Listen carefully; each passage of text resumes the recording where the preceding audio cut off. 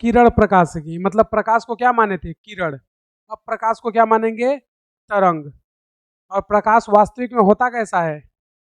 Double nature, यानी द्वैत प्रकृति, कण और तरंग दोनों की तरह व्यवहार करता है। तो लिखना, चैप्टर का नाम वेव ऑप्टिक्स, हिंदी में बोलते हैं तरंग प्रकाशिकी।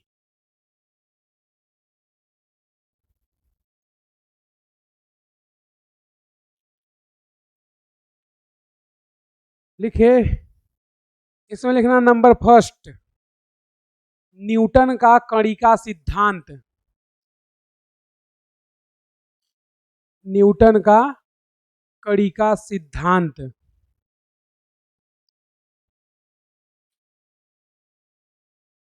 न्यूटन का कणिका सिद्धांत, यानी कि न्यूटन ने यहाँ पर प्रकाश को क्या माना था? कण। तो लिखना है इसमें नंबर पहला पॉइंट, न्यूटन के अनुसार प्रकाश, न्यूटन के अनुसार प्रकाश कण के रूप में संचरित होता है। न्यूटन के अनुसार प्रकाश कण के रूप में संचरित होता है।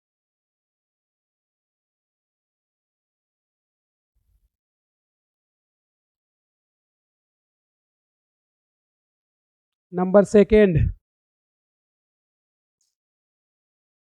ये कणिकाएं प्रकाश के वेग से संचरित होती हैं। ये कणिकाएं प्रकाश के वेग से संचरित होती हैं, अर्थात अर्थात इनका वेग अर्थात इनका वेग 3 × 10⁸ मीटर पर सेकेंड होता है। 3 × 10⁸ मीटर पर सेकेंड होता है। 3 × 10⁸ मीटर पर सेकेंड होता है। थर्ड पॉइंट, जब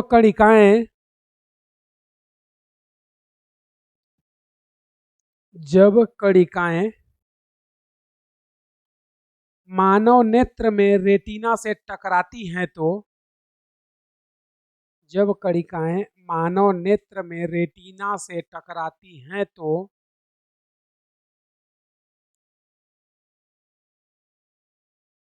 हमें प्रकाश का आभास होता है।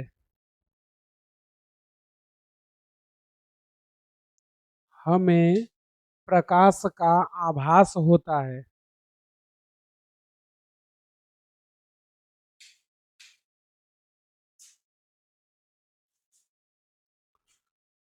फोर्थ पॉइंट लिखना, विभिन्न रंगों का प्रकाश विभिन्न रंगों का प्रकाश कणिकाओं की भिन्न भिन्न आकार के कारण होता है। विभिन्न रंगों का प्रकाश कणिकाओं की भिन्न भिन्न आकार के कारण होता है। पांचवा पॉइंट, न्यूटन के अनुसार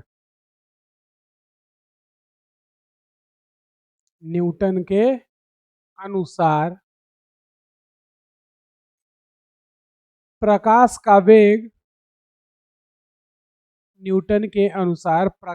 वेग सघन माध्यम में अधिक होता है।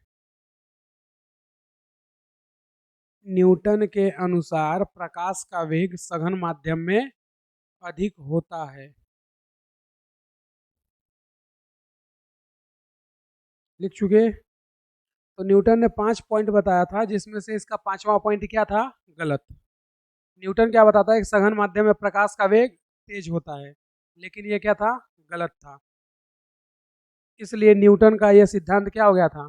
फेल हो गया था। तो लिखना नीचे नोट, इस सिद्धांत से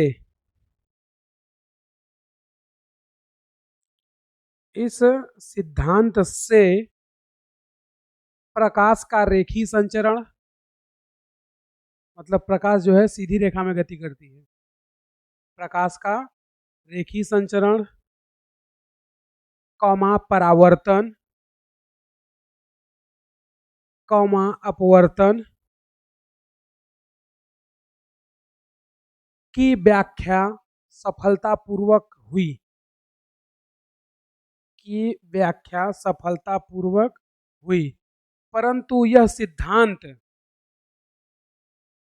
परंतु यह सिद्धांत व्यतिकरण, कौमा विवर्तन, कौमा ध्रुवण, कौमा प्रकाश विद्युत प्रभाव, प्रकाश विद्युत प्रभाव को नहीं समझा पाया, को नहीं समझा पाया।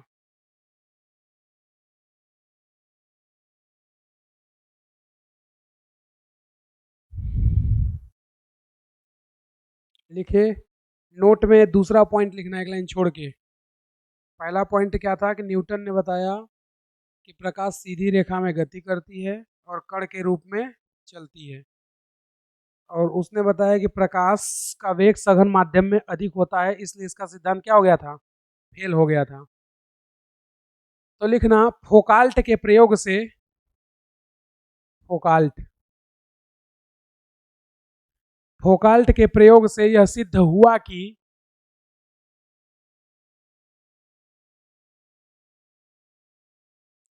फोकाल्ट के प्रयोग से यह सिद्ध हुआ कि प्रकाश का वेग विरल माध्यम में, प्रकाश का वेग विरल माध्यम में सघन माध्यम से अधिक होता है, प्रकाश का वेग विरल माध्यम में सघन माध्यम से अधिक होता है, जिससे, जिससे न्यूटन का सिद्धांत गलत सिद्ध हो गया, जिससे न्यूटन का सिद्धांत गलत सिद्ध हो गया।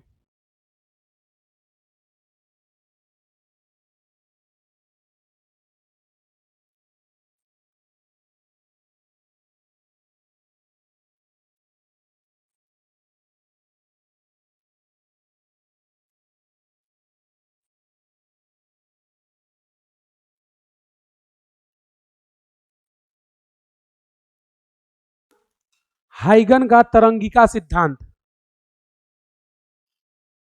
हाइगन का तरंगिका सिद्धांत, हाइगन मतलब ये प्रकाश को क्या मानता है कि प्रकाश तरंग के रूप में गति करती है, हाइगन का तरंगिका सिद्धांत। डैश करके लिखना इसमें नंबर पहला पॉइंट, हाइगन के अनुसार, हाइगन के अनुसार प्रकाश तरंगाग्र के रूप में संचरित होता है, हाइगन के अनुसार प्रकाश तरंगाग्र के रूप में संचरित होता है,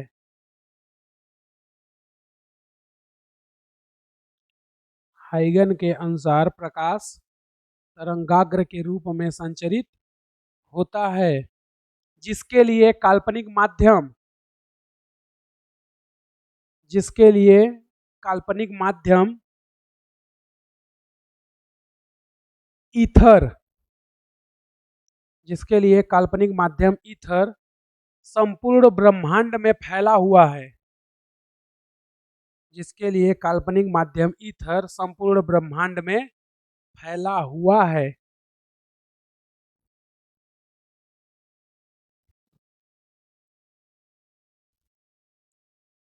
लिखे, तो हाइगन का ये जो पहला पॉइंट बताया था ना, यही गलत था। क्या कि जो प्रकाश होती है वो तरंगागर के रूप में गति करती है, ये तो सही था, लेकिन उसने बताया कि इस पूरे ब्रह्मांड में एक माध्यम फैला हुआ है ईथर, जो कि प्रकाश के गमन के लिए सहायक होता है, लेकिन इस ब्रह्मांड में ईथर नहीं था, इसलिए हाइगन का भी सिद्धांत गलत हो जाता है। तो हाइगन ने ये गलत बताया था कि इस पूरे ब्रह्मांड में क्या फैला हुआ है, ईथर, यानी कि प्रकाश को गति करने के लिए किसी माध्यम की आवश्यकता होती है, लेकिन वास्तविकता यह है कि प्रकाश निर्वात में भी 3 × 10⁸ मीटर पर सेकेंड से गति कर सकता है, यानी कि प्रकाश के गमन के लिए माध्यम की आवश्यकता नहीं होती है। तो हाइगन के इस सिद्धांत के कारण हाइगन का सिद्धांत भी गलत हो जाता है। सेकेंड पॉइंट लिखना, प्रत्येक प्रकाश स्रोत से उत्सर्जित प्रत्येक प्रकाश स्रोत से उत्सर्जित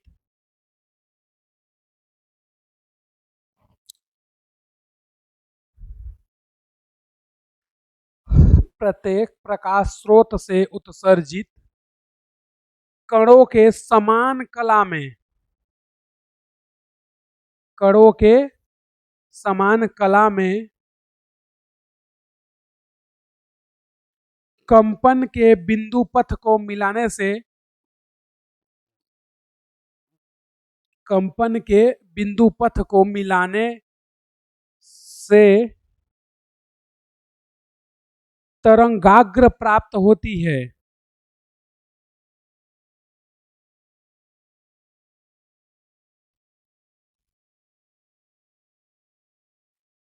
जिसके किसी भी बिंदु पर खींचा गया अभिलंब जिसके किसी भी बिंदु पर खींचा गया अभिलंब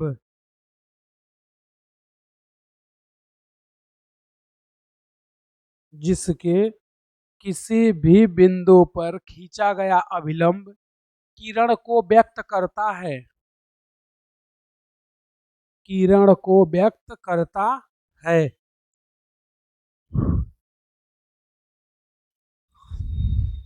तीसरा पॉइंट लिखना, इस सिद्धांत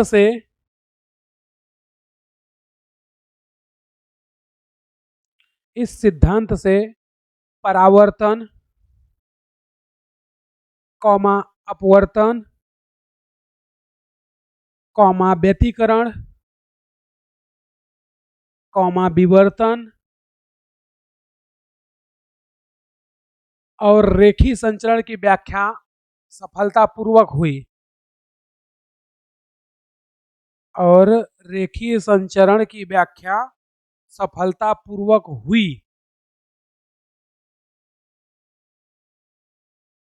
परंतु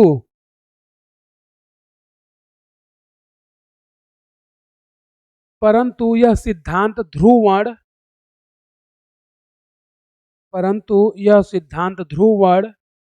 व प्रकाश वैद्युत प्रभाव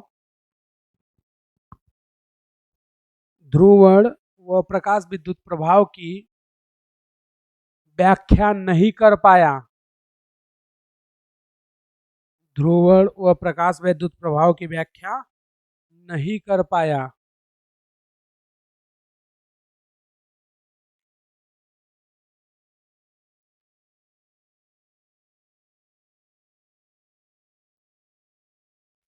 लिखे फोर्थ पॉइंट लिखना, इसके द्वारा प्रस्तावित माध्यम ईथर इसके द्वारा प्रस्तावित माध्यम ईथर किसी को नहीं मिला। मतलब इसने जो बताया था कि ब्रह्मांड में ईथर फैला हुआ है, वो ईथर किसी को नहीं मिला था, यानी कि इसने ऐसा मान लिया था कि हो सकता है कि पूरे ब्रह्मांड में क्या फैला है, ईथर।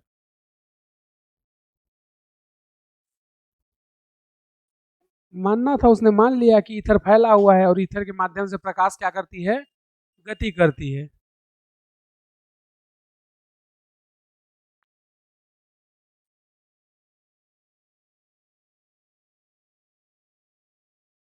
तरंगाग्र के प्रकार नंबर पहला, गोली तरंगाग्र।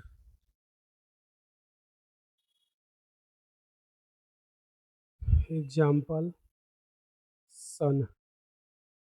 देखना, जो गोली तरंगाग्र होता है उसकी तीव्रता आई बराबर होती है ऊर्जा बटे क्षेत्रफल इंटू समय। तो ऊर्जा को ई से व्यक्त करते हैं, क्षेत्रफल को ए से, और समय को टी से। तो ये हो जाएगा उसका फार्मूला। अगर इसको आगे और हम लोग सॉल्व करना चाहें तो ए यानी कि क्षेत्रफल ये कितना होता है, 4 पाई r²। ये किसका क्षेत्रफल है, गोले का पृष्ठीय क्षेत्रफल। क्योंकि गोला 3D होता है इसलिए उसका आयतन होगा या पृष्ठीय क्षेत्रफल होगा। तो अगर इसको इसमें रख दें तो आई बराबर क्या हो जाएगा, ई बटे 4 पाई r² इंटू टी। यहाँ से देखोगे तो तुम्हें क्या निकल के आएगा, आई इनवर्सली प्रोपोर्शनल r²। और जो आई होता है ये समानुपाती होता है a² के। ए क्या है, आयाम। तो जब ये इसके समानुपाती है तो ए इनवर्सली प्रोपोर्शनल होगा आर के, क्योंकि दोनों ही स्क्वायर में है। तो आर क्या है यहाँ पर, त्रिज्या है, और ए आयाम है। दूसरा, अगर तरंगाग्र की बात करें तो दूसरा होता है बेलनाकार तरंगाग्र। बेलनाकार तरंगाग्र। तो जो बेलनाकार तरंगाग्र है, एग्जाम्पल में इसमें ले सकते हो ट्यूबलाइट। तो ट्यूबलाइट कैसी होती है, बेलनाकार।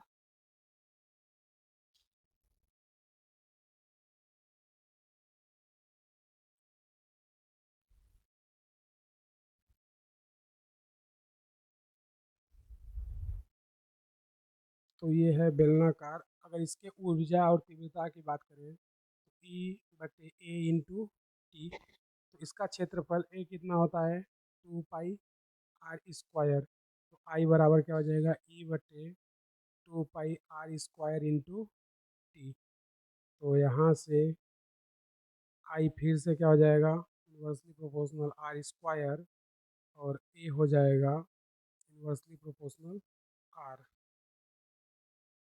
इसको नोट करना, फिर आगे देखते हैं। तीसरा लिख लेना,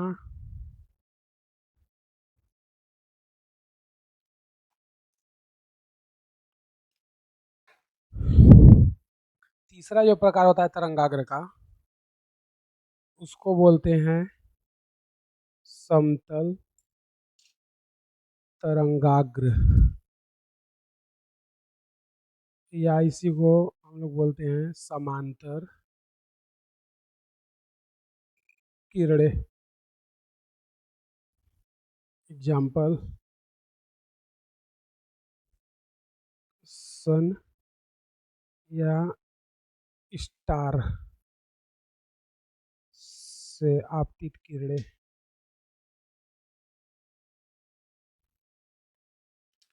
तो इसके लिए ऊर्जा आई व आयाम ए दोनों ही क्या होता है, नियत या कांस्टेंट होता है। और अगला हम लोग तीसरा जो पढ़ेंगे वो पढ़ रहे हैं मैक्सवेल का सिद्धांत।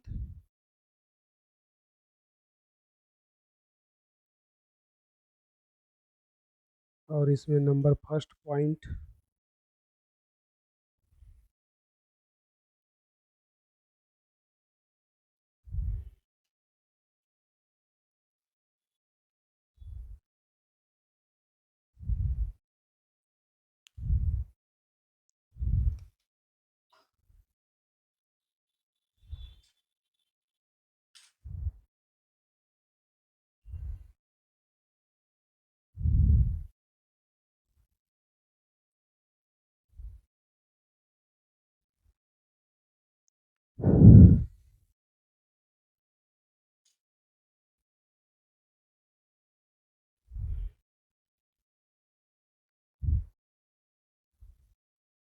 तो मैक्सवेल का सिद्धांत में पहला पॉइंट लिखना,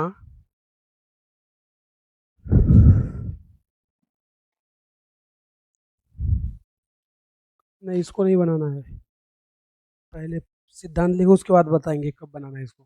लिखना मैक्सवेल के अनुसार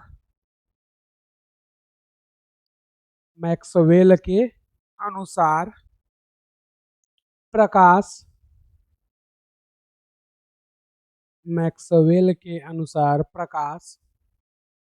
विद्युत चुंबकीय तरंग के रूप में संचरित होता है। मैक्सवेल के अनुसार प्रकाश विद्युत चुंबकीय तरंग के रूप में संचरित होता है।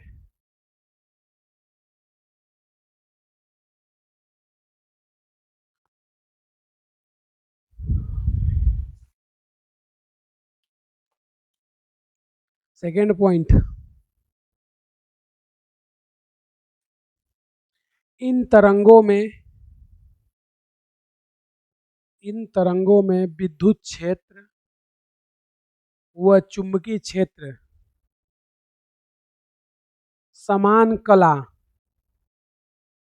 इन तरंगों में विद्युत क्षेत्र व चुंबकीय क्षेत्र समान कला, ब्रैकेट में लिख लेना, डेल्टा फाई बराबर 0, ब्रैकेट में डेल्टा फाई बराबर 0 ब्रैकेट बंद, में कंपन करते हैं,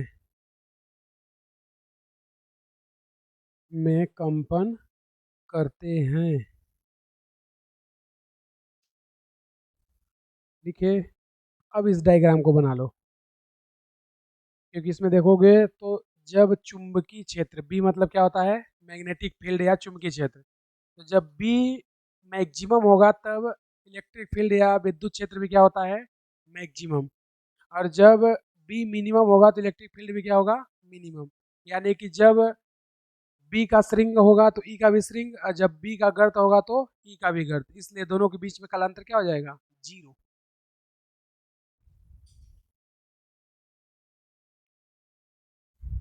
यानी घटेंगे तो दोनों एक साथ और बढ़ेंगे तो एक साथ, इसलिए दोनों के बीच में कालांतर 0 होता है। तो कालांतर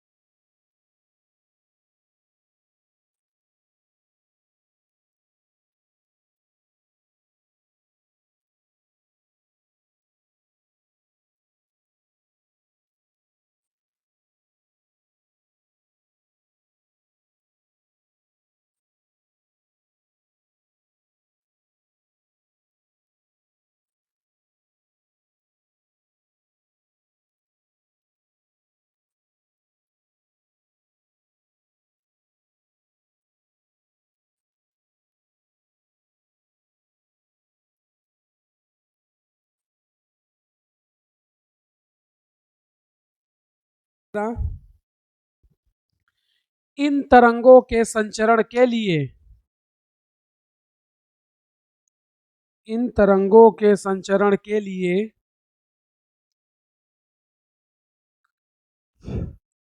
इन तरंगों के संचरण के लिए माध्यम की आवश्यकता नहीं होती है।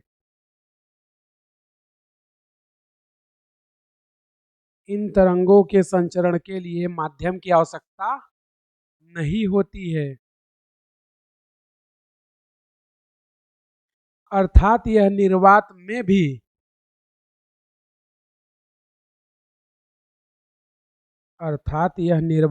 भी संचरित हो सकती हैं।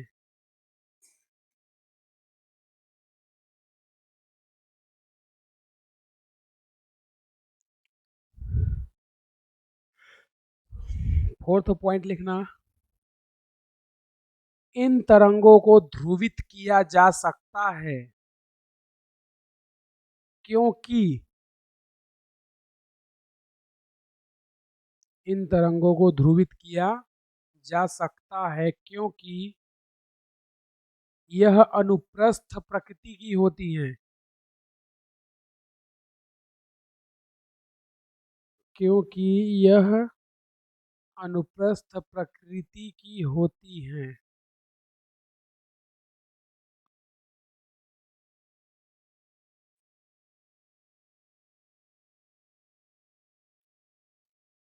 पांचवा पॉइंट लिखना, इन तरंगों का प्रायोगिक सत्यापन हर्ट्ज ने किया था। इन तरंगों का प्रायोगिक सत्यापन हर्ट्ज ने किया था। इन तरंगों का प्रायोगिक सत्यापन हर्ट्ज ने किया था। 6 पॉइंट लिखना, इन तरंगों में विद्युत क्षेत्र अत्यधिक प्रभावी होता है। इन तरंगों में विद्युत क्षेत्र अत्यधिक प्रभावी होता है।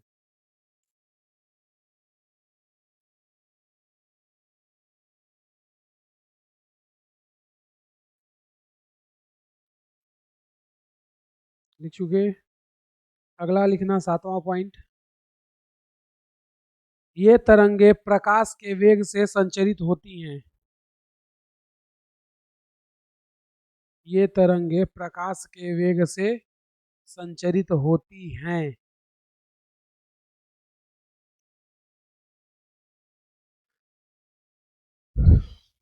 नीचे लिखना, C बराबर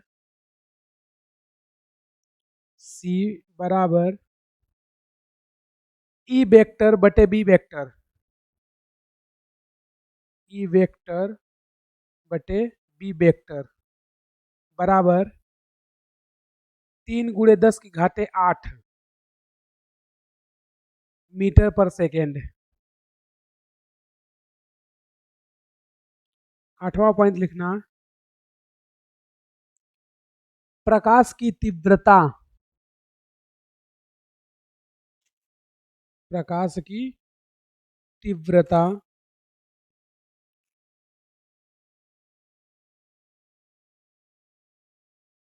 डैश करके लिखना नीचे, I बराबर E बट्टे AT, E बट्टे AT। E क्या होती है? ऊर्जा। A क्या है? क्षेत्रफल। और T क्या है? समय। तो I बराबर E बट्टे AT बराबर, फिर उसके बाद बराबर लिखना 2 pi square, 2 pi square small n square, small a square rho rho भी। रो क्या होता है? घनत्व। तो रो इंटू भी, मतलब पी बना करके उसका पैर तोड़ दो तो वो हो जाता है रो। कभी देखिए हो रो कि नहीं? पी बना करके उसका गोल लफा दो, लफा लिए, उसी को बोलते हैं रो। लिखिए, नीचे लिख लेना, जहां जहां यन आवृत्ति, यन आवृत्ति, स्मॉल ए आयाम, स्मॉल ए आयाम, रो घनत्व,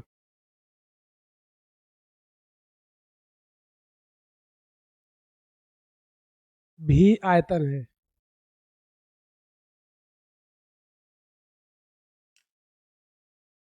लिखे, नीचे लिखना नोट,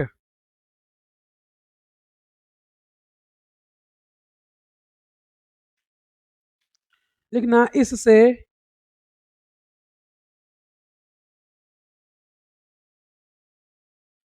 केवल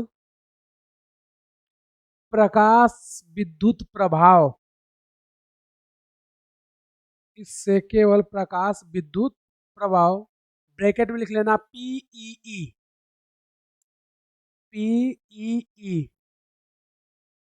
कोई भी लिख दो, कोई दिक्कत नहीं है। पीईई, जो प्रकाश विद्युत प्रभाव लिखो उसी को शॉर्ट में हम लोग क्या बोलते हैं, पीईई।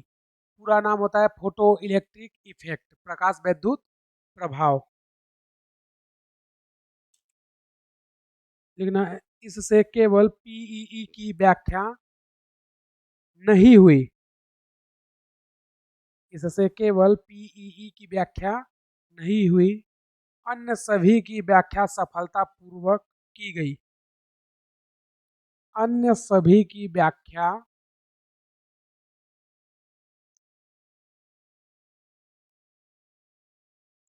सफलता पूर्वक की गई। मतलब ये सारे नियम को समझा दिया। अब प्रकाश का परावर्तन, अपवर्तन, व्यतिकरण, विवर्तन, लेकिन एक चीज को नहीं बता पाया, फोटो इलेक्ट्रिक इफेक्ट। और फोटो इलेक्ट्रिक इफेक्ट होता क्या है, इस चैप्टर के बाद हम लोग अगले चैप्टर में पढ़ेंगे कि प्रकाश विद्युत प्रभाव कहते किसे हैं या क्या होता है। तो वहाँ पर हम लोग देखेंगे कि जब किसी उच्च तीव्रता का प्रकाश किसी धातु की सतह पर डालते हैं तो इलेक्ट्रॉनों का क्या होता है, उत्सर्जन। तो उसी को बोलते हैं प्रकाश विद्युत प्रभाव, यानी कि प्रकाश के द्वारा हम लोग इलेक्ट्रॉन का उत्सर्जन करवाते हैं। तो उस इलेक्ट्रॉनों से हम लोग इलेक्ट्रिक करंट भी पैदा कर सकते हैं, इसलिए उसको क्या बोलते हैं, प्रकाश विद्युत प्रभाव। यानी प्रकाश से क्या बना लिए, विद्युत। समझे। तो ये थ्योरी खत्म हो गई। नेक्स्ट थ्योरी चौथा नंबर डाल देना, प्लांक का क्वांटम सिद्धांत। चौथा नंबर, प्लांक का क्वांटम सिद्धांत।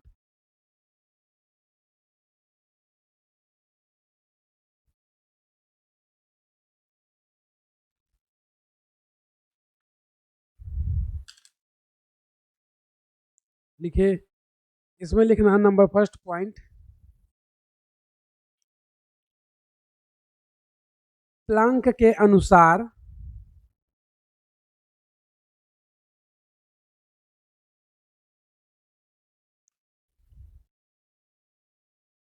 प्लांक के अनुसार प्रकाश ऊर्जा के छोटे छोटे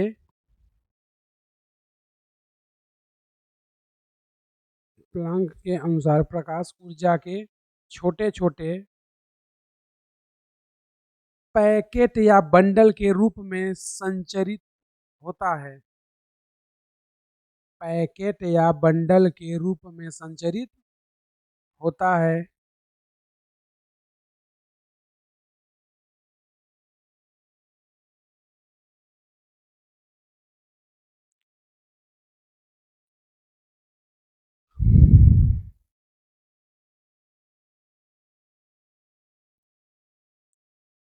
छोटे छोटे बंडल के रूप में संचरित होता है, जिन्हें फोटॉन, जिन्हें फोटॉन या क्वांटा कहते हैं।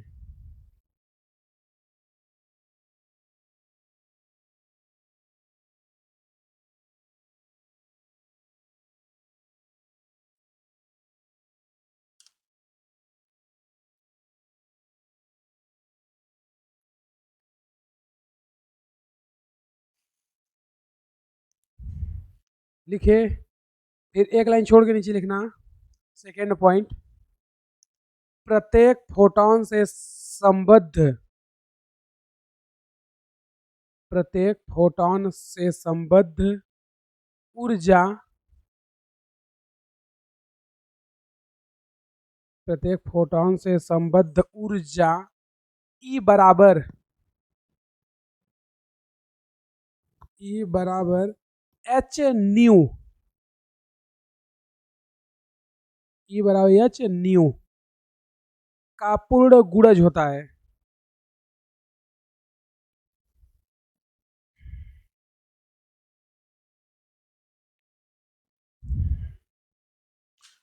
ई बराबर एच न्यू का पूर्ण गुणज होता है।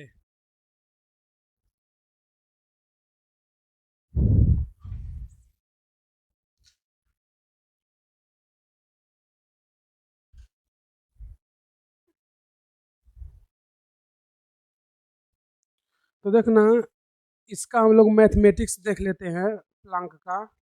ये क्या बताता है कि जो फोटॉन की ऊर्जा होती है ई बराबर वो एच न्यू का क्या होता है, पूर्ण गुणज, या इसको ई बराबर लिख सकते हैं एन एच न्यू, जहाँ एन बराबर 1 2 3 ETC हो सकता है, और न्यू क्या होती है, न्यू होती है आवृत्ति, और ई क्या है, ऊर्जा, और एच होता है प्लैंक कांस्टेंट या प्लैंक स्थिरांक,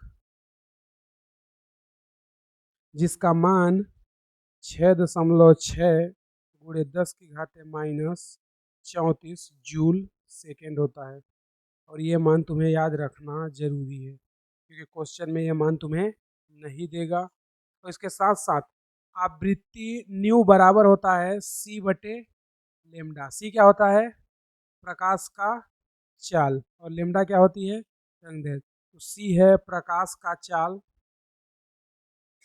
प्रकाश का चाल कितना होता है, 3 × 10⁸ मीटर पर सेकेंड, और लेमडा क्या होता है, तरंग दैर्ध्य।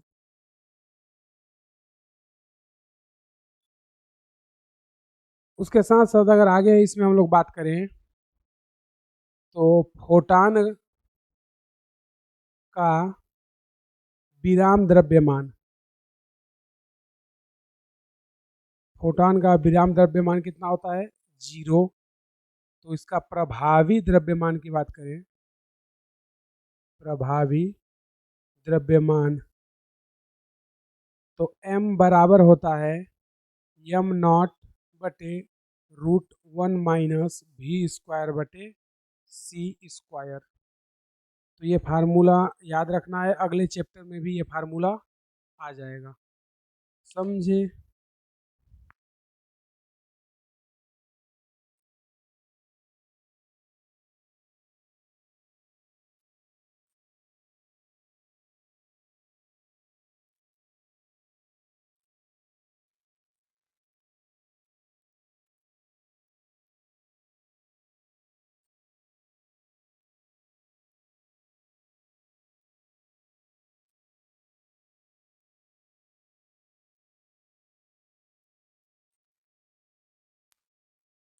नोट डाल के नीचे लिखना,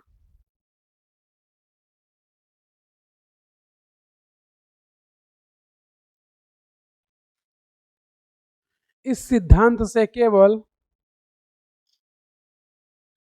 इस सिद्धांत से केवल टीईई मतलब फोटो इलेक्ट्रिक इफेक्ट या प्रकाश विद्युत प्रभाव की व्याख्या हुई। इस सिद्धांत से केवल पीईई की व्याख्या हुई, अन्य की नहीं, अन्य की नहीं।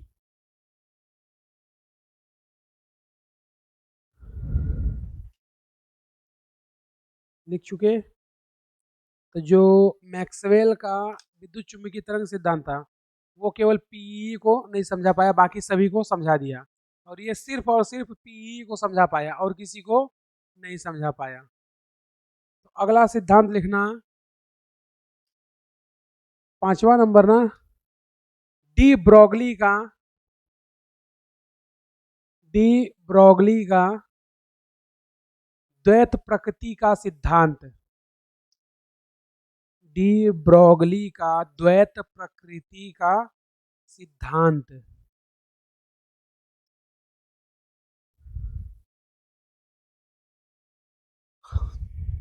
डी ब्रोगली का द्वैत प्रकृति का सिद्धांत।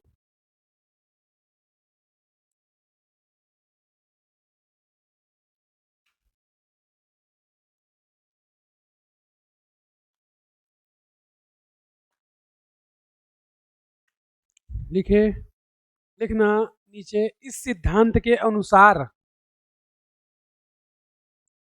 इस सिद्धांत के अनुसार,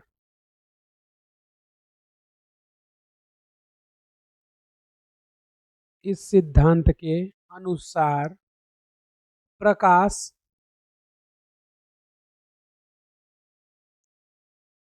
द्वैत प्रकृति का होता है, मतलब डबल नेचर। मतलब प्रकाश कण के रूप में भी गति करता है और तरंग के रूप में भी, और वास्तविकता भी यही है कि प्रकाश डबल नेचर का होता है, यानी कि वो कण के साथ साथ तरंग प्रकृति का भी होता है। नीचे लिखना, अर्थात प्रकाश तरंग व कण दोनों के रूप में संचरित होता है।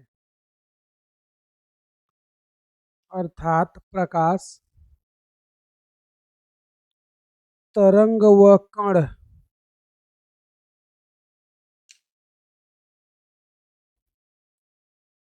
अर्थात प्रकाश तरंग व कण दोनों के रूप में संचरित होता है। कणीय प्रकृति से पीईई की कणीय प्रकृति से कणीय प्रकृति से पीईई की व तरंग प्रकृति से व तरंग प्रकृति से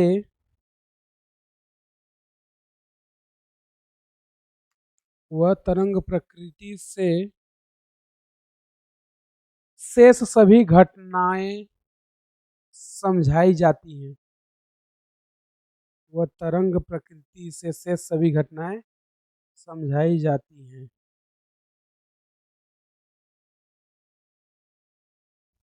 लिखे, यानी कि जो डी ब्रॉगली का तरंग सिद्धांत था ये सर्वमान्य है और यही अभी चलता है, क्योंकि प्रकाश जो होता है वो डबल नेचर का होता है, अर्थात प्रकाश कण और तरंग दोनों के रूप में गति करता है। जब कण के रूप में गति करता है तो प्रकाश विद्युत प्रभाव दर्शाएगा, और जब तरंग के रूप में होगा तो अन्य सभी घटना, अन्य जैसे प्रकाश का परावर्तन, प्रकाश का अपवर्तन, व्यतिकरण, विवर्तन, ध्रुवण, ये सभी घटना कब होती है? जब प्रकाश तरंग के रूप में चलता है। समझे? तो इस तरह से सारे सिद्धांत खत्म हो गए। कितने थे? 5 6। चलो अच्छा है। लिखना क्वेश्चन।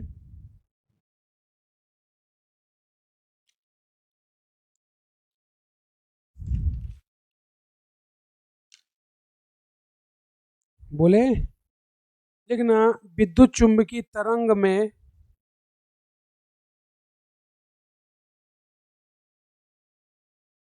विद्युत चुंबकीय तरंग में किसी निश्चित समय पर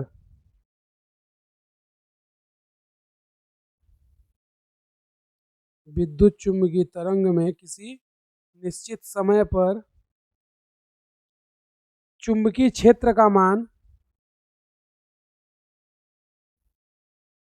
किसी निश्चित क्षेत्र पर चुंबकीय क्षेत्र का मान 20 नैनो टेस्ला है। 20 नैनो टेस्ला है।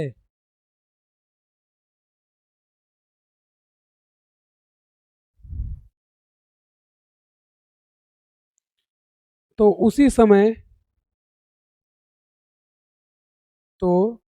उसी समय विद्युत क्षेत्र का मान ज्ञात कीजिए।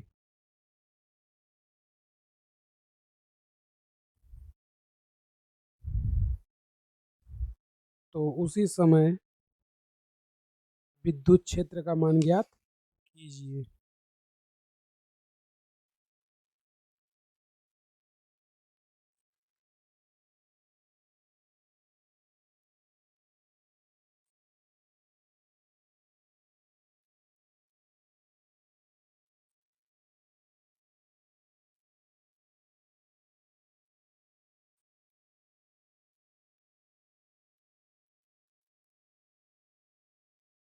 तुम्हें बोला है चुंबकीय क्षेत्र बी का मान कितना दिया है? 20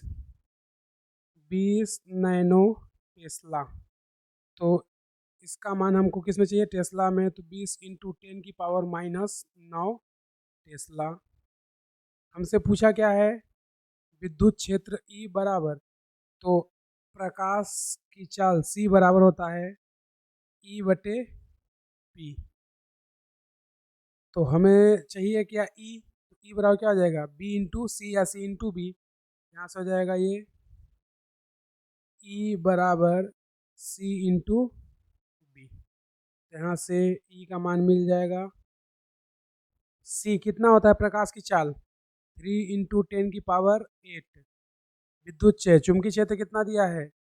20 × 10⁻⁹। तो ये देखोगे 9 है और ये 8 है, तो इधर कितना बचेगा? 10⁻⁻1। एक ये एक जीरो ये कट जाएगा, 2 तिहाई 6। तो ई का मान आ जाएगा 6 न्यूटन पर कूलम।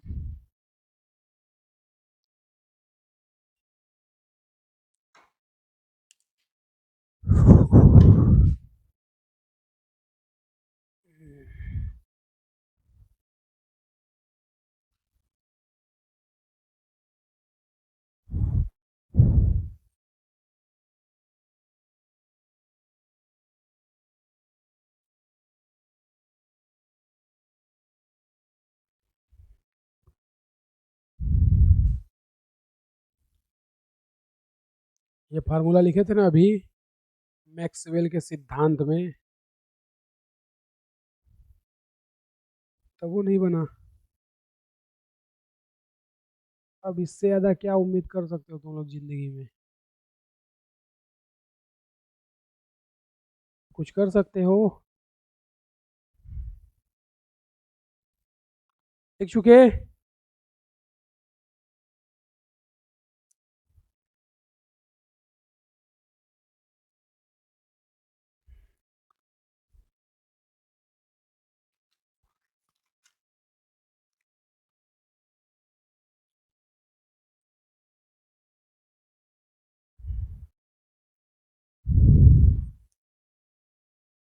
देखना अगला क्वेश्चन।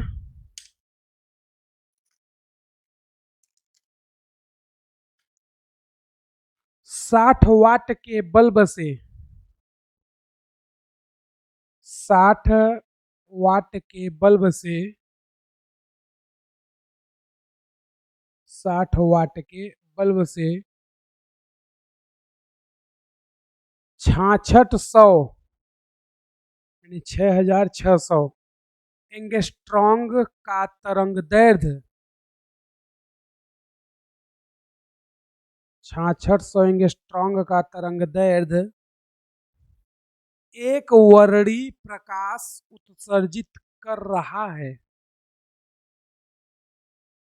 एक वर्णी प्रकाश उत्सर्जित कर रहा है तो प्रति सेकेंड उत्सर्जित फोटॉन की संख्या ज्ञात कीजिए। तो प्रति सेकेंड उत्सर्जित फोटॉन की संख्या ज्ञात कीजिए।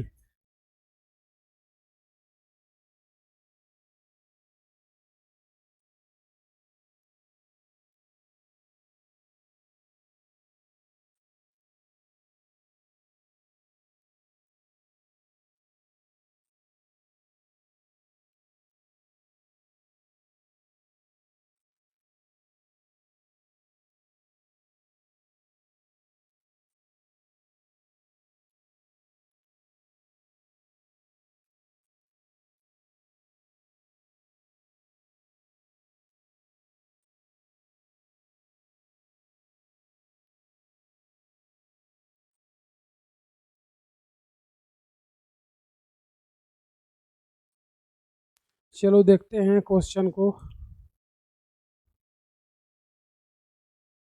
क्वेश्चन क्या बोला है? तुम्हें दिया है शक्ति कितना? 60 वाट। तुम्हें तरंग दैर्ध्य भी दिया है लेमडा कितना 6600 एंगस्ट्रॉन्ग, लेकिन हमें एंगस्ट्रॉन्ग में नहीं चाहिए, किस में चाहिए, मीटर में। तो 6600 इंटू 10⁻10 मीटर, क्योंकि एक एंगस्ट्रॉन्ग बराबर कितना होता है 10⁻10 मीटर। तो इसको मीटर में कन्वर्ट कर देंगे। उसके बाद हमसे पूछा है प्रति सेकेंड, प्रति सेकेंड उत्सर्जित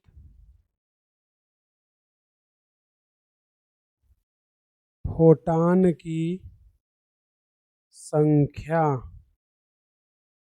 n/t, ये हमें ज्ञात करना है। तो n/t का फार्मूला होता है 5 इंटू 10⁻24 पी लेमडा, जहाँ पे पी क्या है, शक्ति, और लेमडा क्या है, तरंगदैर्घ्य।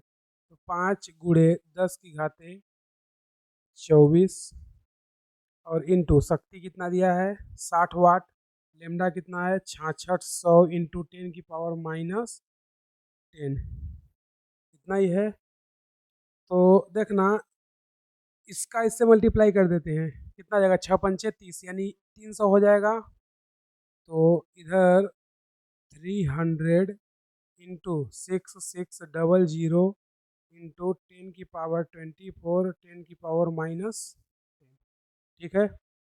1 2 3 4 4 जीरो है, तो इधर पावर कितना हो जाएगा 28, और इसका इससे मल्टीप्लाई कर दो, कितना हो जाएगा 18 18 1 19 198 इंटू 10⁻28, और ये 10⁻−10, इसको इससे निपटा दो, कितना बचेगा 10⁻18, और अगर 2 अंक बाद दशमलव लगा दे तो बचेगा 1.98 इंटू 10⁻20।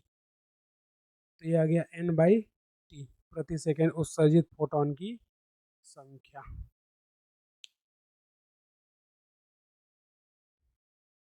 बिंदु स्रोत से,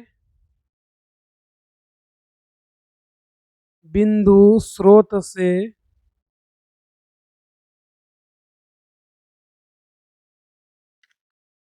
अपसरित होने वाला प्रकाश, बिंदु स्रोत से अपसरित होने वाला प्रकाश, आंसर के लिए एक लाइन छोड़ दो, फिर दूसरा लिखना। सेकेंड, किसी उत्तल लेंस की फोकस पर, किसी उत्तल लेंस की फोकस पर बिंदु स्रोत को रखने से,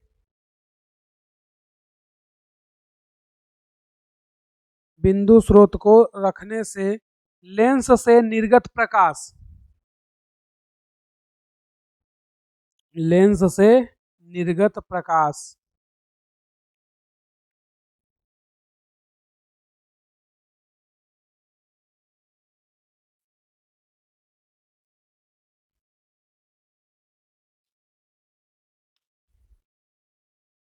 लिखे, निर्गत प्रकाश। आंसर के लिए एक लाइन छोड़ देना, फिर नीचे लिखना थर्ड पॉइंट, दूर स्थित तारे से पृथ्वी पर प्राप्त तरंगाग्र, दूर स्थित तारे से पृथ्वी पर प्राप्त तरंगाग्र, दूर स्थित तारे से पृथ्वी पर प्राप्त तरंगाग्र। आंसर तीनों का बताओ।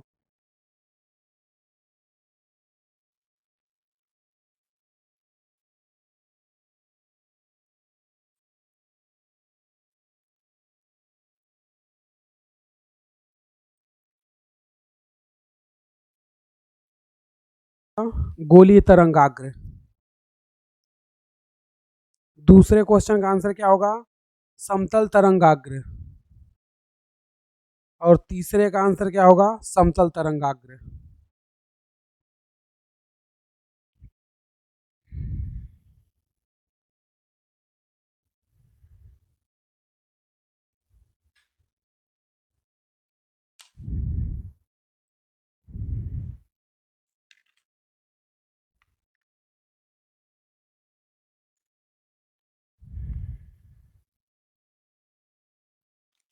लिख चुके? लिखो तो अच्छा। अगला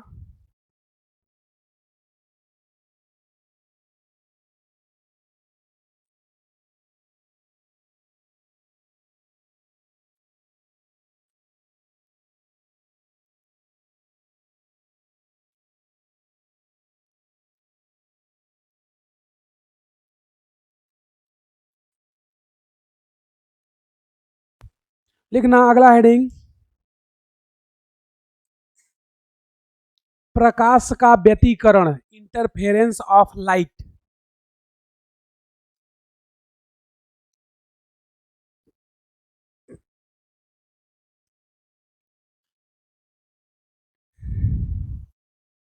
प्रकाश का व्यतिकरण, इंटरफेरेंस ऑफ लाइट। लिखना, जब समान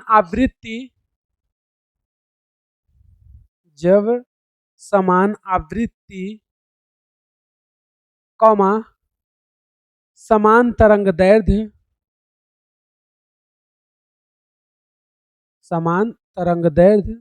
तथा एक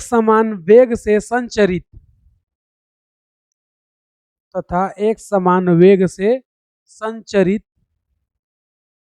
दो तरंगे एक ही दिशा में दो तरंगे एक ही दिशा में दो तरंगे एक ही दिशा में गति करते हुए अध्यारोपित होती हैं तो गति करते हुए अध्यारोपित होती हैं तो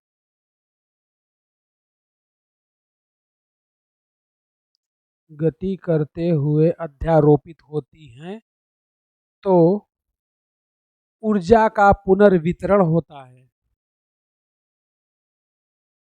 ऊर्जा का पुनर्वितरण होता है।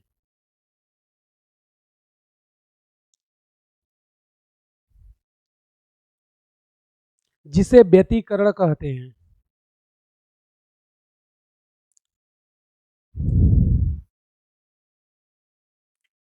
जिसे व्यतिकरण कहते हैं। एक लाइन छोड़ के लिखना, कुछ बिंदुओं पर ऊर्जा अधिकतम होती है। कुछ बिंदुओं पर ऊर्जा अधिकतम होती है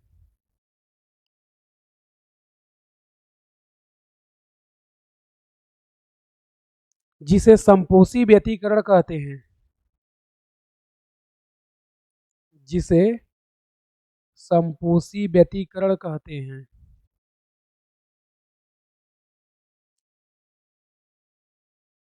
तथा कुछ बिंदुओं पर ऊर्जा न्यूनतम होती है।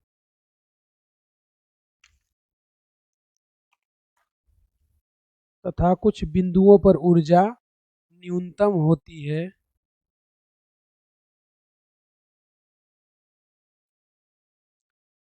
जिसे विनाशी व्यतिकरण कहते हैं। जिसे विनाशी व्यतिकरण कहते हैं। जिसे विनाशी व्यतिकरण कहते हैं। नीचे नोट डाल के लिख लेना। नोट डाल के लिखना नीचे,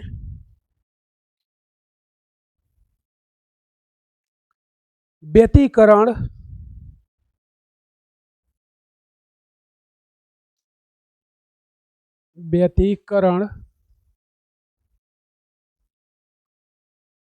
ऊर्जा संरक्षण नियम का पालन करता है।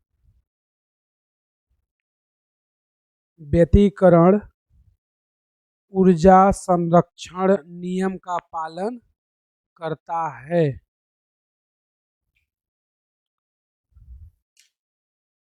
लिखे? तो चलो देखते हैं कैसे होता है व्यतिकरण। ये बोलता है कि एक बिंदु है, यहाँ से एक तरंग आई, ठीक है, और एक दूसरी तरंग भी यहाँ आई। इस तरंग को हमने क्या बोल दिया, y1, इसको क्या बोल दिया, y2। तो जब दो तरंगे जिनका तीव्रता समान होना चाहिए, तरंग दैर्ध्य भी समान होना चाहिए, और साथ ही साथ एक ही वेग से एक ही दिशा में गति करें, तो वो किसी बिंदु पर जब आपस में टकराती हैं तो उसको क्या बोलते हैं, व्यतिकरण। और व्यतिकरण में ऊर्जा का पुनर्विभाजन होता है। पुनर्विभाजन का मतलब कि इन दोनों की ऊर्जा जो है इस बिंदु पर टकराने के बाद बट जाएगी। जहाँ पर ऊर्जा ज़्यादा होगी उसको संपोषी बोलेंगे, और जहाँ पर ऊर्जा कम है उसको विनाशी बोलेंगे। इसका मतलब है कि विनाशी की जो ऊर्जा है वहाँ से निकल के कहाँ चली गई, संपोषी के पास, इसलिए संपोषी की तीव्रता क्या हो गई, अधिकतम, और विनाशी की तीव्रता क्या हो जाएगी, न्यूनतम। तो दो तरंगे हैं, तो हम लोग क्या करते हैं कि तरंग y1 बराबर a1 sine omega T minus K x, ये क्या होता है, तरंग का समीकरण। और एक दूसरी तरंग y2 बराबर a2 sine omega T minus K X plus phi, ठीक है। तो दो तरंग ले लिए, तो अध्यारोपण से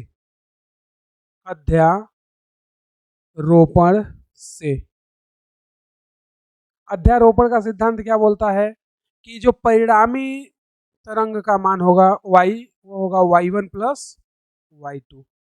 तो अगर परिणामी तरंग देखें y, तो y1 प्लस y2 दोनों को क्या करते हैं, जोड़ देते हैं। तो y बराबर क्या लिख देंगे, a1 sine omega T minus K X plus a2 sine omega T minus K X plus phi.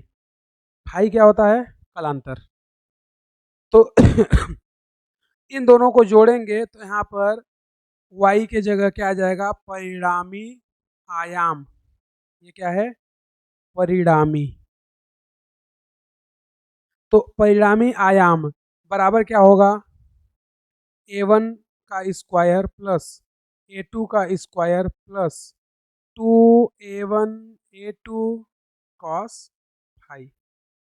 ये क्या हो जाएगा, परिणामी आयाम। ये क्या है, आयाम है।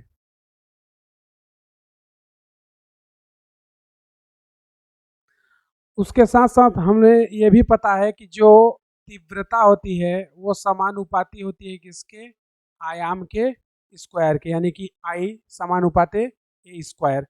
समानुपाती का चिन्ह हटाते हैं तो आई बराबर आ जाता है के ए स्क्वायर, जहाँ के क्या है, नियतांक है। तो अगर के नियतांक है तो इसको देखो ऐसे लिख सकते हैं, आई बराबर के a1 का स्क्वायर प्लस के a2 का square plus 2a1 a2 cos phi, ऐसा लिख सकते हैं। पूरे का क्या था, रूट। तो ये वैल्यू देखोगे तो ये वैल्यू क्या हो जाएगी, ये हो जाएगी I1, ये क्या हो जाएगी I2 प्लस 2।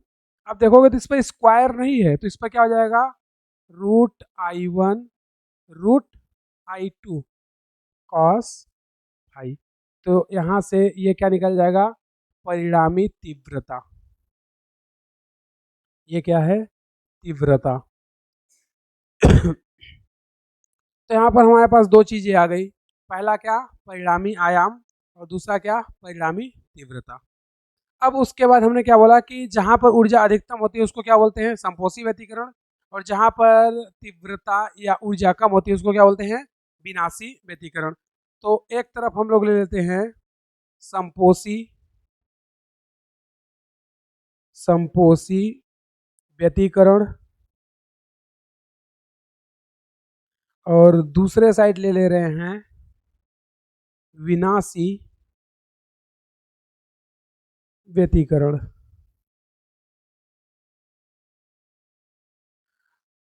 तो संपोषी व्यतिकरण और विनाशी व्यतिकरण, दो व्यतिकरण हो गए। तो संपोषी व्यतिकरण क्या बोलता है कि इसकी ऊर्जा जो होती है अधिकतम होती है।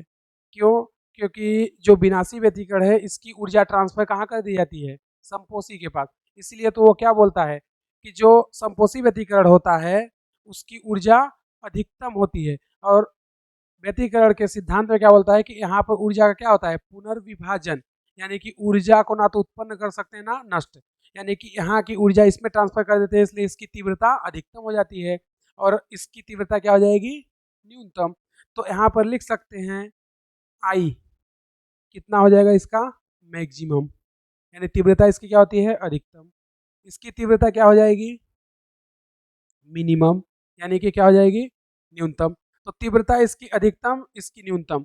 ऐसा कब हो सकता है तीव्रता अधिकतम, तो देखोगे यहाँ पर लिखा है कॉस फाई, फाई का मान कितना होना चाहिए, तो देखोगे जब कॉस का मान 0 डिग्री होता है तो उस समय कॉस का मान कितना होता है, 1। तो जब कॉस का मान यहाँ पे 0 डिग्री रखोगे तो तीव्रता कितनी आएगी, अधिकतम। तो यहाँ पर हम लोग बोल सकते हैं कि कॉस फाई का जो मान है, कॉस फाई, इसका मान कितना होना चाहिए, 0 डिग्री। तो कॉस 0 का मान कितना हो जाता है, कॉस 0 का मान होता है +1। और न्यूनतम कब होता है, तो जब कॉस फाई का मान कितना हो, 180 डिग्री, और कॉस 180 का मान होता है -1। तो ऐसा तभी होगा जब कॉस का मान कितना हो जाए 0 डिग्री, और 0 डिग्री का मान होता है +1, और यहाँ पर फाई का मान कितना हो जाए 180 डिग्री, और 180 डिग्री का मान कितना होता है -1। तो कॉस की अधिकतम वैल्यू +1, न्यूनतम वैल्यू -1, जबकि साइन में ऐसा नहीं होता है। साइन की अधिकतम वैल्यू 1 होती है और न्यूनतम 0। और वो कब होता है, जब साइन 0 होता है तब, 0 और 90 होता है तो 1। लेकिन कॉस में ऐसा नहीं है, कॉस की अधिकतम वैल्यू 0 पर होती है और न्यूनतम वैल्यू 180 पर होती है। तो ये हो गया क्या, पहला कि ऊर्जा सॉरी तीव्रता, आई को क्या बोलेंगे, तीव्रता। इसकी अधिकतम होगी, कब होगी, जब फाई का मान कितना हो जाएगा 0 डिग्री, और 0 डिग्री का मान कितना होता है +1, और इसका तीव्रता क्या होगा, न्यूनतम होगा। और न्यूनतम कब हो सकता है, जब कॉस का मान कितना हो जाए 180 डिग्री, और 180 का मान कितना होता है -1। तो अब देखना यहाँ पर फाई क्या क्या हो सकता है, फाई का मान क्या क्या ले सकते हो, यानी कि यहाँ पर फाई का मान चेंज करते जाओ, और चेंज करो तो हर बार कितना है +1। तो ऐसा कब हो सकता है, जब 0 डिग्री हो, या कि फिर कितना हो 360। तो देखना तुम लोगों को हम पढ़ाए थे चतुर्थांश, यहाँ पर कौन होता है 0 डिग्री या 360 डिग्री, और 360 को रेडियन में बदले तो 2 पाई होता है। यहाँ पर कितना 90 या π/2, यहाँ पर 180 या पाई, और यहाँ पर 270 या 3π/2, यही होता है। तो देखोगे कि कॉस का मान हमने क्या बोला, जब 0 डिग्री हो तो अधिकतम होगा कितना +1। तो 0 पर +1 है तो 360 डिग्री पर भी कितना आएगा +1। एक बार फिर से घूम जाओ तो यहाँ पर 4 पाई हो जाएगा, फिर से घूम जाओ 6 पाई, फिर से घूम जाओ 8 पाई, फिर से घूम जाओ 10 पाई, यानी कि जितने बार चक्कर लगाओगे उतना पाई डबल होता जाएगा, यानी कि 2 का क्या होगा, गुणज। तो यहाँ पर फाई का मान क्या क्या हो सकता है, या 0, या 2 पाई, या 4 पाई, या 6 pi dash dash dash dash dash. यानी कि अगर ऐसा वैल्यू लोगे तो हर बार फाई का मान क्या आ जाएगा, अधिकतम आएगा, क्योंकि हर बार चाहे 0 डिग्री लो, 2 पाई लो, 4 पाई लो, 6 पाई लो, हर बार कितना आएगा मान +1। तो हमें पता कैसे चलेगा कि कब कितना लेना है, 7 पाई नहीं आ रहा है इसमें। तो यहाँ पे एक सिंपल फार्मूला होता है, फाई बराबर 2n पाई, फाई बराबर 2n पाई। तो यहाँ से देखोगे तो फाई बराबर हमने क्या लिखा 2n पाई। अब n का मान 0 ले लो, ठीक है, यहाँ पर n का मान कितना ले लो 0, तो 0 का इनसे मल्टीप्लाई करो कितना आ जाएगा 0। फिर n का मान 1 लो तो कितना आएगा 2 पाई, n का मान 2 लो तो 2 × 2 4 पाई, n का मान 3 लो तो 2 × 3 6, कितना आ जाएगा 6 पाई, n का मान 4 लो तो 8 पाई, n का मान 5 लो तो कितना आ जाएगा 10 पाई। यानी कि यहाँ पर हम लोग बोल सकते हैं फाई बराबर 2n पाई, जहाँ n बराबर 0, 1 2 3 4 डैश डैश डैश डैश ले सकते हो, यानी जितना ले। तो अगर इस वैल्यू को रखोगे तो यही मान आएगा। तो इसके निकालने का तरीका क्या है, फाई बराबर 2n पाई। n का मान क्या रख दो 0, तो आ जाएगा 0 पाई। 1 रखोगे तो आएगा 2 पाई, 2 रखोगे तो 4 पाई, 3 रखोगे तो 6 पाई। तो यहाँ से फाई का मान। उसी तरह इस साइड भी देख लेते हैं, यहाँ पर फाई का मान क्या होना चाहिए। तो फाई का मान 180 डिग्री है, तो कितना आया है -1। इसका मतलब कि यहाँ पर पाई ले लो, तो पाई लोगे तो कितना आएगा पाई। तो पाई इसका मतलब कि 180 डिग्री की बात हो रही है, और अगर 180 डिग्री है तो मान कितना आएगा -1। तो यहाँ पर हमेशा क्या लेंगे, पाई हो गया, फिर उसके बाद 3 पाई, फिर उसके बाद 5 पाई, उसके बाद 7 पाई, उसके बाद 9 पाई डैश डैश डैश डैश। तो इसका जो फार्मूला होता है फाई बराबर वो होता है 2n-1 इंटू पाई। अब 2n-1 इंटू पाई। अब इस फार्मूले में n का मान कितना रख दो 1, तो 2 इंटू 1 कितना आ जाएगा 1, सॉरी 2 इंटू 1 कितना आएगा 2, 2 - 1 कितना होगा 1, और पाई से मल्टीप्लाई कर दो तो पाई आ जाएगा। यानी कि यहाँ पर n का जो मान है, जहाँ n बराबर 1 2 3 4 5 6 ETC ले सकते हो, लेकिन n का मान यहाँ 0 नहीं होगा। अगर यहाँ पे n का मान 0 लोगे तो आंसर नहीं आएगा। यहाँ पर n का मान 0 से शुरू होता है, लेकिन इसका n का मान यहाँ पर 1 से शुरू होगा। तो यहाँ पर फाई का फार्मूला क्या है 2n पाई, यहाँ पर क्या है 2n-1 इंटू पाई। तो फार्मूले में थोड़ा सा चेंज है, यहाँ पर 2n-1 कर दोगे तो किसका आ जाएगा विनाशी का। तो यहाँ पर n सबसे ज़्यादा ध्यान क्या रखना है कि n का मान 0 से शुरू होता है, जबकि इसके n का मान 1 से शुरू होगा। तो ये क्या हो जाएगा इसका फाई का मान। अगला इसी में अगर हम लोग बात करें तो अगला आता है पथांतर।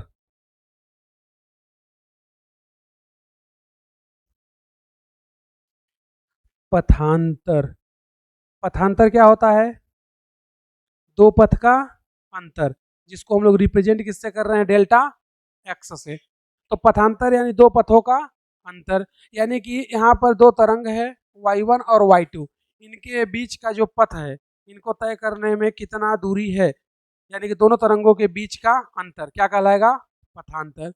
तो पथांतर भी ज्ञात कर सकते हैं, उसके लिए फार्मूला क्या करेंगे, फार्मूला होता है फाई बटे 2 पाई बराबर डेल्टा एक्स बटे लेमडा। फाई क्या है कलांतर, 2 पाई ही रहेगा, डेल्टा एक्स क्या है पथांतर, लेमडा क्या है तरंग दैर्घ्य। अब यहाँ पर तुम लोग फाई का कोई भी मान रख लो, यहाँ पर फाई का मान रखोगे तो ये हर बार चेंज होता जाएगा। फाई का मान यहाँ पर 0 ले लो या 2 पाई ले लो या 4 पाई ले लो या 6 पाई, फार्मूले में यहाँ पे रखते जाओ, हर बार मान तुम्हारा चेंज होता जाएगा। तो यहाँ पर हम लोग डायरेक्टली इसको ना रख दें भाई, इसको जो रख रहे हैं हर बार, एक बार 0 ले लो, एक बार 2 ले लो, एक बार 4 ले लो, एक बार 6 पाई ले लो, उसके जगह पर हटा के क्या लिख दें 2n पाई, यानी कि अब n का मान बदलते जाओ, मान बदलता जाएगा। तो इसको हम लोग ऐसे भी लिख सकते हैं 2n पाई बटे 2 पाई बराबर डेल्टा एक्स बटे लेमडा। तो देखोगे 2 से 2 कैंसल, पाई से पाई कैंसल, डेल्टा एक्स बराबर यहाँ से क्या आ जाएगा, डेल्टा एक्स बराबर आ जाता है n लेमडा। ये इंपॉर्टेंट फार्मूला है। उसके बाद इधर भी पथांतर देख लेते हैं, डेल्टा एक्स। तो इधर जो पथांतर होता है कहानी सेम है क्या, फाई बटे 2 पाई, फाई बटे 2n-1 पाई, सॉरी फाई बटे 2 पाई बराबर डेल्टा एक्स बटे लेमडा।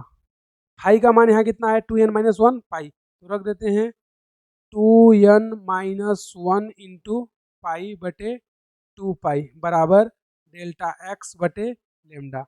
पाई से पाई कैंसल, तो डेल्टा एक्स कितना आ जाएगा, डेल्टा एक्स आता है लेमडा बाई टू 2n-1। तो ये हो गया यहाँ का पथांतर।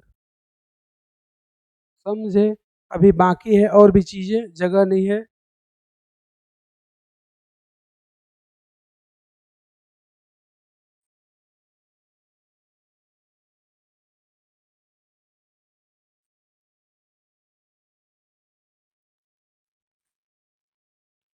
इसी में अगला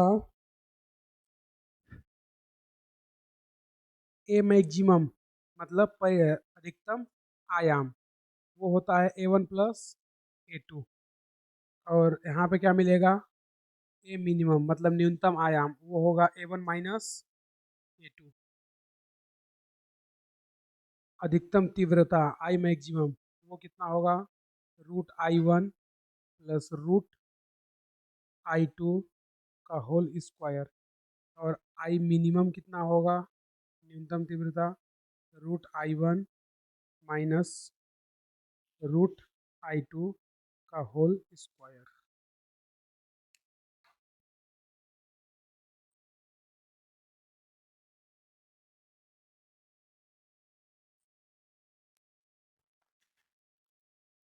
प्रश्न लिखो, आई व 4I, आई व 4I, कैपिटल रहेगा आई ना, आई व 4I तीव्रता की दो तरंगे, आई व 4I तीव्रता की दो तरंगे एक ही दिशा में गति करते हुए एक ही दिशा में गति करते हुए π/2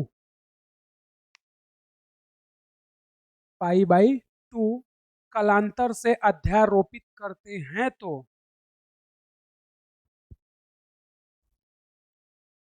π/2 कालांतर से अध्यारोपित करते हैं तो परिणामी तीव्रता का मान ज्ञात कीजिए। परिणामी तीव्रता का मान ज्ञात कीजिए। सॉल्व करो।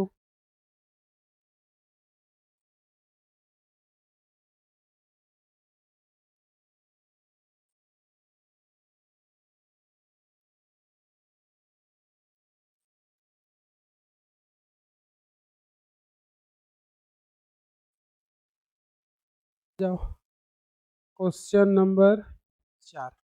हमें दिया है I1 का मान I, I2 का मान 4I। हमसे पूछ क्या रहा है, I परिणामी। हमें कालांतर दिया हुआ है कितना, π/2, या इसको बोल सकते हैं 90 डिग्री। तो परिणामी तीव्रता का मान I परिणामी कितना होता है, I1 का स्क्वायर प्लस I2 का स्क्वायर, नहीं होता है, I1 plus I2 plus 2√I1 I2 cos five, ये होता है। I1 का मान I, I2 का मान 4I प्लस 2, I1 का मान √I, I2 का मान √4I कॉस 90 डिग्री। और कॉस 90 की वैल्यू होती है 0, तो ये वैल्यू पूरा क्या हो जाएगी, 0। इनको जोड़ दो तो I परिणामी कितना आ जाएगा, 5I।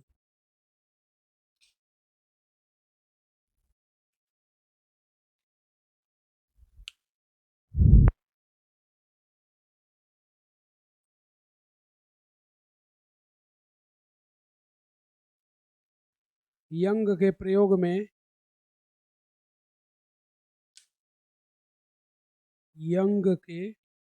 में दो तीव्रताओं का अनुपात,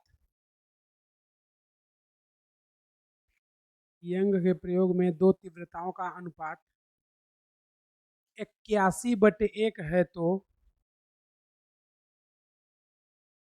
यंग के प्रयोग में दो तीव्रताओं का अनुपात 81/1 है तो अधिकतम व न्यूनतम तीव्रताओं का अनुपात ज्ञात कीजिए। अधिकतम व न्यूनतम तीव्रताओं का अनुपात ज्ञात कीजिए।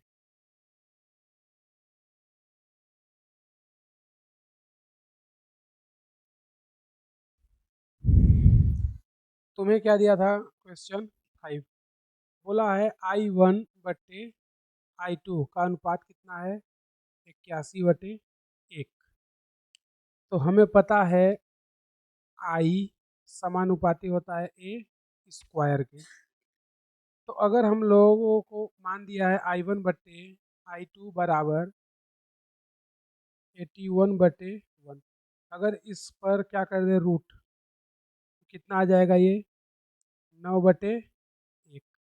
और 9/1 आ गया, मतलब ये किसका मान है, A1/A2 का, क्योंकि इसका स्क्वायर हटाओगे तो इधर क्या आ जाएगा रूट, ये क्या हो गया, यानी कि इस पर हमने रूट कर दिया तो ये क्या हो गया A1/A2। तो रूट आई इस डायरेक्टली प्रोपोर्शनल है ए के, तो इस पर रूट कर देंगे तो ये कितना हो जाएगा A1/A2।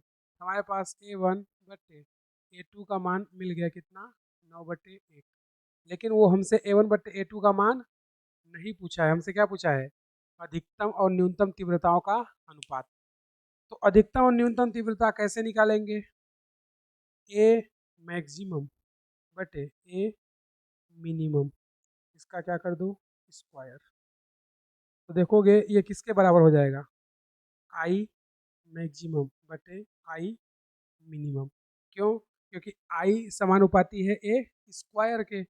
तो ए मैक्सिमम बटे मिनिमम बराबर आई मैक्सिमम बटे मिनिमम। अब इसको सॉल्व कर सकते हैं। ए मैक्सिमम क्या होता है A1 प्लस A2 का स्क्वायर। आई मिनिमम क्या होता है, ए मिनिमम A1 माइनस A2 का स्क्वायर। A1 A2 का मान पता है कितना 9+1/9 -1 का होल स्क्वायर। 9+1 कितना होगा 10, 10 का स्क्वायर 100। 9 - 1 कितना होगा 8, 8 का स्क्वायर 64। तो आई मैक्सिमम बटे मिनिमम का आंसर आ गया 100/64। ये है हमारा आंसर।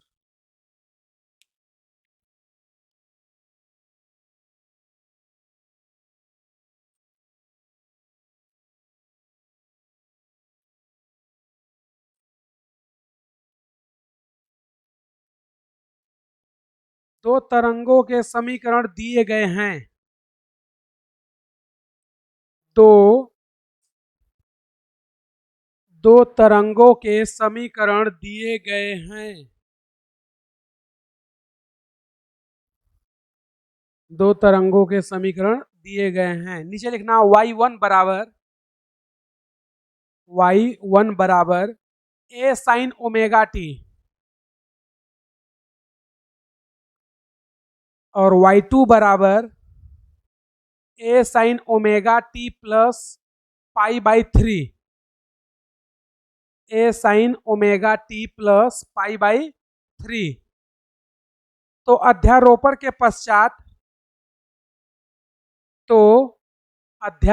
के पश्चात परिणामी आयाम ज्ञात कीजिए। तो अध्यारोपण के पश्चात परिणामी आयाम ज्ञात कीजिए। सॉल्व करो।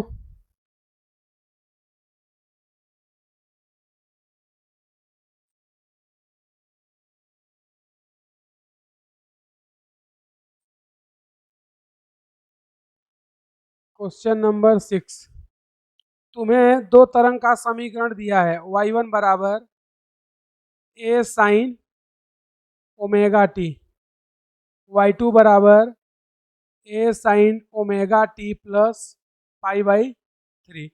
तो देखोगे ये जो मान दिया है ये किसका है A1 का मान, और ये जो मान दिया है किसका मान है A2 का। ये जो मान है ये किसका मान दिया है फाई का। तो परिणामी आयाम का सूत्र क्या होता है, A बराबर A1 का स्क्वायर प्लस A2 का square plus 2A1 A2 cos phi पूरे का रूट। A1 का मान कितना है A, A2 का मान भी A, 2A into A। Cos 60 degree, cos 60 का मान कितना होता है 1/2। इसको इसको जोड़ दो, कितना हो जाएगा 2a², और ये भी कितना हो जाएगा 2a²। cos 60 का मान 1/2, 2 से 2 कैंसल, बचेगा कितना a² प्लस 2a², कितना हो जाएगा 3a² का रूट। तो इसको सॉल्व करेंगे तो a परिणामी कितना आ जाएगा √3a, या इसको ऐसे लिख सकते हो a√3। तो ये हो गया आंसर।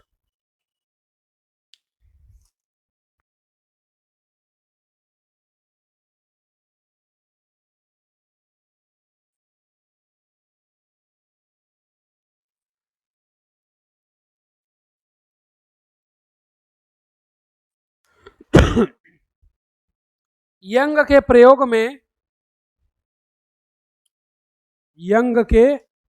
में दो तरंगों के अध्यारोपण से प्राप्त यंग के प्रयोग में दो तरंगों के अध्यारोपण से प्राप्त यंग के प्रयोग में दो तरंगों के अध्यारोपण से प्राप्त अधिकतम व न्यूनतम तीव्रताओं का अनुपात 25 है। अधिकतम व न्यूनतम तीव्रताओं का अनुपात 25 है। तो तरंग की तीव्रता का अनुपात ज्ञात कीजिए। तो तरंग की तीव्रता का अनुपात ज्ञात कीजिए। सॉल्व करो। इस क्वेश्चन में तो तुम्हें तीव्रता दिया है, तीव्रता ही पूछ रहा है।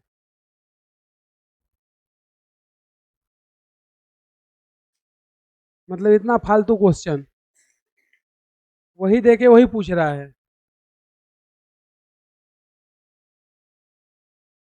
इसके बाद भी तुम लोग नहीं बता पाओगे, ये गारंटी है।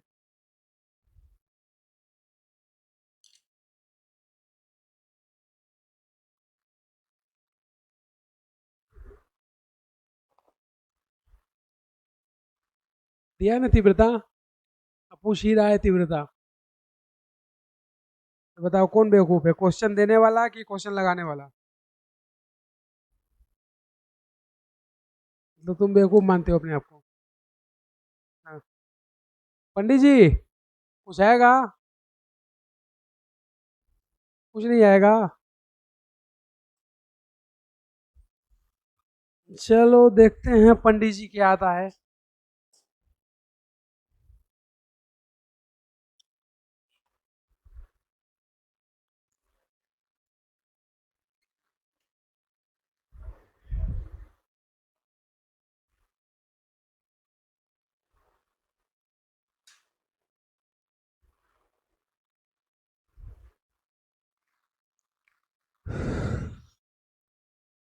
देखना तुम्हें क्वेश्चन क्या दिया है। Question number 6, 7